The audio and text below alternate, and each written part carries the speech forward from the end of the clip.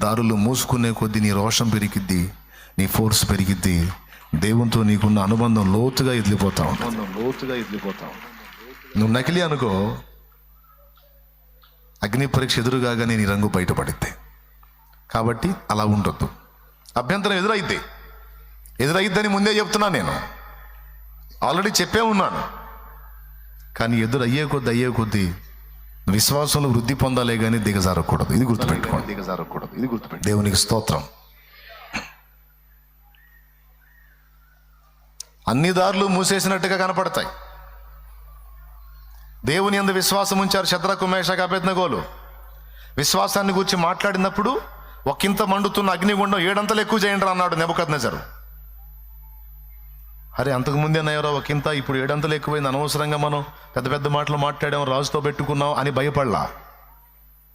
ఏమన్నారు తెలుసా? రాజువైన నెబుకద్నెజరు, ఇందును గూర్చి నీకు ఉత్తరం ఇయ్యవలన చింత మాకు లేదు. నువ్వు వేడిమి గల అగ్నిగుండంలో పడవేస్తే అందులో నుంచి కాపాటకు మా దేవుడు సమర్థుడు. రక్షింపకపోయినా పర్వాలేదు, నువ్వు చేయమన్న పని మాత్రం మేము చెయ్యం. నువ్వు మొక్కమన్న ప్రతిమకు మాత్రం మేము మొక్కం. ఈ పట్టు మీద వాళ్ళు ఉన్నప్పుడు అగ్నిగుండం ఎక్కువైందా తక్కువైందా? పెద్దగా చెప్పాలి అంటే వాళ్ళ విశ్వాసం ఇప్పుడు అగ్ని పరీక్షకు నిలబడింది. రాజు పిలిచాడు, 3 బలవంతుల్ని తీసుకెళ్ళి వీళ్ళని బంధించి అందులో పడేసేయండి అన్నాడు. బంధించారు, విసిరారు పోయి.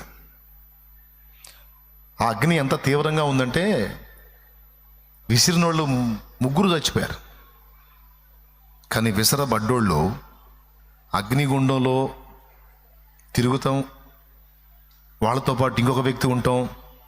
రాజు అయిన నెబుకద్నెజరు చూస్తాడు. చూసి, మనం ఎంతమందిని వేసాం? 3 వాళ్ళని వేసిన వాళ్ళు ఉన్నారా? లేదండి, కాలిపోయారు. మరి ఇదేందిరా, అగ్నిగుండంలో ఉన్న 3 బాగానే ఉన్నారు, అందులో వారితో ఇంకొకడు కనపడుతున్నాడు, అతడు రూపమునకు దేవతలను పోలి ఉన్నాడు.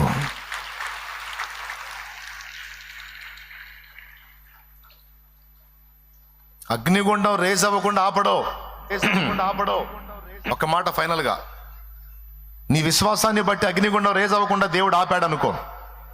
అగ్నిగుండంలో వేస్తానన్న నెబుకద్నెజరు మనసు మార్చుకొని పోనిండ్రా వదిలేస్తానని వదిలేశాడు అనుకో. అట్లా వాడు వదిలేసి